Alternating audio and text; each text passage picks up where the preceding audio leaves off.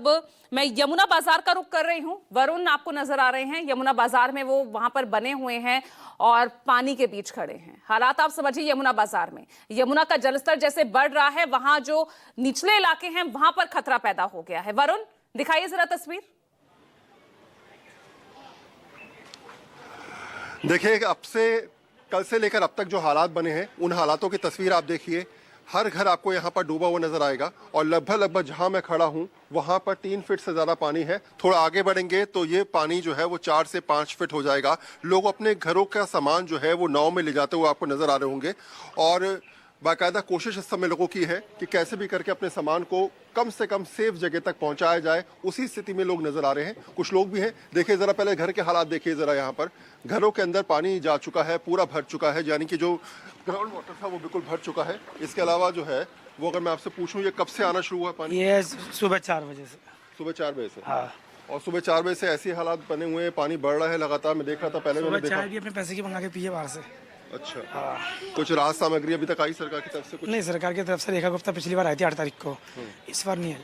अच्छा, ये सामान आप ज्यादा है इस बार सामान जो लेके जा रहे हैं, राहत कैंप कहाँ बनाया भाई? ये सामने बना हुआ है, मगर वो भाई साहब टेम्परेरी है। मतलब जो वैसे लोग हैं ना, हम लोग घाट वाले पढ़ने हैं, और जो वैसे किराएदार उनके लिए बना हुआ है। कितनी आबादी है लगभग यमुना बाजार में? करीब 800-900 लोग होंगे करीब। और ये पूरा का पूरा इलाका पानी से भरा पड़ा है? से भरा हुआ है। सारा सामान तो बर्बाद हो गया। 2023 जैसी बार नहीं है। 2023 में तो पार था पानी। यहाँ बंदा ना बंदगी जाती में था सिर्फ। कई गायों को मैंने बाहर निकाला था, रेस्क्यू करा था। लेकिन अभी जो आपके सामान है लगभग खराब होता नजर आ रहा है। हाँ, हो गया हमारे। चल पे जाएगा सामान। एक बार मैं आपको फिर से दिखाऊंगा जरा कि आप परिस्थिति देखिए जरा, किस तरीके से लगातार यमुना अपने प्रकोप दिखाती नजर आ रही है। घरों के अंदर पानी आपको नजर आएगा। थोड़ा सा अगर मैं कैमरा पर्सन आगे पाए और दिखा पाए आपको, तो कमरे के अंदर आप देखेंगे तो बाकायदा सामान पानी में तैरता हुआ यहाँ पर नजर आ रहा है। और ये केवल यमुना बाजार की स्थिति नहीं है, इसके अलावा गड्ढा कॉलोनी की, उस्मानपुर में, जहाँ भजनपुरा के आसपास का थोड़ा सा इलाका, जहाँ पर जो निचला इलाका है वहाँ भी पानी बढ़ने की सूचना है। इसके अलावा मजनू का टीला, वहाँ भी पानी की थोड़ी सी स्थिति जो है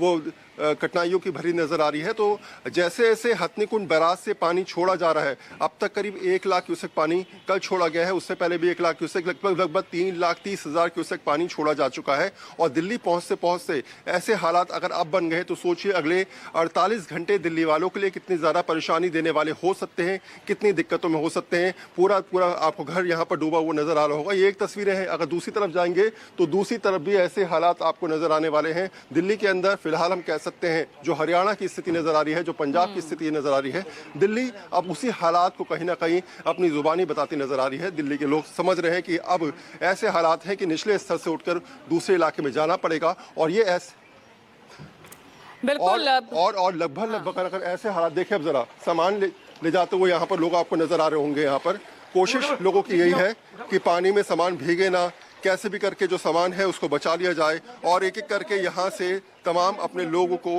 बुलाकर यहाँ से सामान हटाने की कोशिश की जा रही है। नाव यहाँ पर लाई गई है, बाकायदा किराए पर नाव लाकर यहाँ पर ये लोग अपने सामान को हटाने की कोशिश कर रहे हैं। थोड़ा आगे और चलेंगे, आप देखेंगे पुराना मंदिर है, ये भी यहाँ पर डूबा हुआ नजर आ रहा है। मैं अपने कैमरा से उसे कहूँगा कि एक बार जरा दोबारा से दिखाएं आपको यहाँ पर कैसे ये पूरा कमरा इस समय पानी से भरा हुआ है। यहाँ पर ये सोने का स्थान था, अपना बेड इन्होंने हटा लिया है, बाकी सामान को नहीं हटा पाए तो वो तैरता हुआ आपको नजर आ रहा होगा। एक बार जरा देखिए, जरा विजुअल्स के माध्यम से आपको यहाँ पर तमाम चीज़ें तैरती हुई नजर आ रही हैं। ये स्थिति समझाने के लिए काफ़ी है कि अचानक आई ये बाढ़ इनके लिए कितनी ज़्यादा भयावह हो गई, कितनी ज़्यादा परेशानियाँ लेके आई, कितनी दिक्कतें लेके आई। इन लोगों का कहना है कि 3-4 दिन वो लगभग इनको हो गए। 3-4 दिन से इनको उम्मीद तो थी कि पानी आएगा, लेकिन इस तरीके से आएगा ऐसी उम्मीद नहीं थी। और शायद यही वजह है कि आखिरी मौके पर लगातार अपने सामान को बचाने की कवायद ये लोग करते नजर आ रहे हैं। जानते हैं कि अभी जो स्तर है, इस स्तर से ऊपर यमुना उठेगी। अभी फिलहाल जो हालात हैं उससे और बदतर हालात होने वाले हैं। अभी यमुना का जलस्तर और ज़्यादा विकराल रूप दिखाने वाला है। और शायद यही वजह है कि अभी अपने सामान को पहले फ्लोर तक ले जाने की कोशिश की जा रही है। यहाँ से बाहर निकालना तो बहुत मुश्किल है, इसीलिए कोशिश ये है कि कम से कम पहले माले पर जो भी सामान पहुँचाया जा सके उस सामान को वहाँ पर पहुँचाकर सेफ कर लिया जाए और अपने आप को कहीं ना कहीं राहत की सांस दी जाए। उसके बाद जैसे जैसे जलस्तर बढ़ेगा, जैसे जैसे हालात सुधरेंगे तो दोबारा से सुचारू रूप से जिंदगी बनेगी। लेकिन हाँ, ये मैं आपसे कह सकता हूँ कि अभी 2 से 3 दिन, कम से कम 48 से 72 घंटे यहाँ पर जलस्तर कम होने की बजाय बढ़ता हुआ नजर आएगा, क्योंकि ऐसे रहेंगे। अब देखिए जरा इस नाव को देखिए। ये नाव किराए पे लाई गई है। ये नाव में आप देखेंगे तो फिलहाल तमाम सामान यहाँ पर आपको नजर आ रहा होगा। ये देखिए जरा, बर्तन रखे हुए हैं, पानी की बोतलें हैं, घर का जरूरी सामान है, राशन का सामान है। कोशिश है कि ये सारा सामान खराब ना हो, इसलिए इस नाव के अंदर रख दिया गया है। दूसरे नाव में भी आप देखेंगे भगवान, यहाँ पर मंदिर है तो भगवान आपको डूबे हुए नजर आ रहे होंगे। ये भी आप स्थिति देखिए, ये पूरे के पूरे ये भगवान जो है वो डूबे हुए नजर आ रहे हैं। मंदिर डूब चुका है और ये स्थिति ऐसी है कि फिलहाल नाव के सहारे ही अब ये लोग अब अगले 2 से 3 दिन अपना जीवन गुजारेंगे अपने घर तक। बोट तो हमारी है जी, ये ऐसे ही अब ये चलता रहेगा 2-3 दिन। ये तो ऐसे ही चलता रहेगा, 2 दिन चले या 10 दिन चले तो ऐसे ही चलता रहेगा बोटों पे।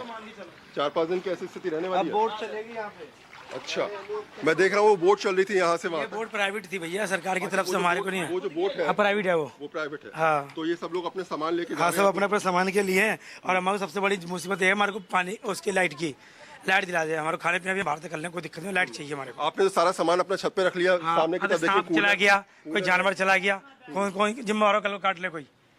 रात शिविर में इतना सामान चला जाएगा, सिर्फ सोने के लिए है वो। हाँ, तो सोने रात के में लिए। यहीं पे सोएंगे आप लोग? हाँ, रात में माता जी यहीं रहेंगी पूरी रात। पिछले भी 2023 के अंदर भी यही थी। और ऐसे में तो खतरा पानी का और बड़ा बढ़ता तो सब फिर टूट कैसे जाए, करेंगे? कुछ हो जाए, क्या कर लोगे? कुछ भी हो सकता कुछ है। भी हो सकता है। तो आप लोग यहाँ से जा क्यों नहीं रहे? सामने की तरफ क्या समझे नहीं, सामान है ना भाई साहब, फ्रिज और टीवी है, सामान है। पहले से तो सूचना कुछ थी आप लोगों की? सूचना थी, मगर उस सामान रखने का कोई सूचना है कि सामान कहाँ लेके जाएंगे। सामान का मेन मैटर है हमारा। और ये पानी सुबह 4 बजे से बढ़ना शुरू हुआ है लगभग। हाँ जी, हाँ जी, 4 बजे से हुआ है। और हमारे को एक जो इमरजेंसी लाइट जो है 13 में, 10 में जो बाढ़ आई थी उस हमको लाइट दी थी उन्होंने, प्रशासन ने हमारे को। जनरेटर वाली लाइट हमारे को ऊपर से, इस बार आपके पास कुछ नहीं हुआ? जनरेटर लाइट नहीं दी उन्होंने हमारे को। सामान बचा? सामान बचा या बहुत ज्यादा बहुत खराब? खराब हो गया, पलंग भी गीला हो गया। तो यही तो विडंबना है। कहते हैं कि शायद प्रकृति का प्रकोप जब आता है तो शायद किसी को नहीं देखता, हालात बद से बदतर हो जाते हैं। आप देखेंगे सामान भी भीगा हुआ है, सामान खराब हो चुका है, बचाने की कवायद चल रही है, मकान डूब चुके हैं। कब ये पानी उतरेगा? अब ये 48 घंटे कैसे रहने वाले हैं? 72 घंटे से जलस्तर और ऊपर उठेगा। लगातार पहाड़ों में बारिश हो रही है। ये चिंता का विषय इन लोगों के लिए ये सोचने के लिए है कि अगले कुछ दिन इनके कैसे गुजरने वाले हैं। हालांकि दिल्ली सरकार की तरफ से मैं आपको दिखा दूंगा, रोड पे आप देख पाए सामने की तरफ, तो आपको यहाँ पर टेंट लगे नजर आ रहे होंगे। सरकार की तरफ से बाहर टेंट लगाए गए हैं। जो लोग भी यहाँ पर हैं उनको कहा जा रहा है कि आप बाहर शिफ्ट हो जाइए। उनको शिफ्ट करने की कवायद भी चल रही है। बाकायदा सरकार की तरफ से घोषणाएं भी की जा रही हैं कि जो लोग भी यमुना के जलस्तर के आसपास हैं या फिर निचले इलाके में हैं वो यहाँ से शिफ्ट हो जाएं। ये सोच जरूर सरकार रख रही है, लेकिन हाँ, ये बड़ी स्थिति जरूर है कि जिसका अपना मकान होता है, जिसका अपना घर होता है, वो इतनी आसानी से घर छोड़ने की सोचता नहीं है। कोशिश करता है कि आखिरी मोमेंट तक वो अपने घर में ही रहे और शायद इसी हालात की वजह से अभी ये अपनी संपत्ति को बचाने का प्रयास कर रहे हैं। जी पूजा। बिल्कुल, ये राहत कैंप्स जो बने हुए हैं इसमें लोग खुद तो जा सकते हैं, लेकिन वो सामान कहाँ जाएगा, ये बड़ी परेशानी यहाँ पर रहने वाले लोगों के लिए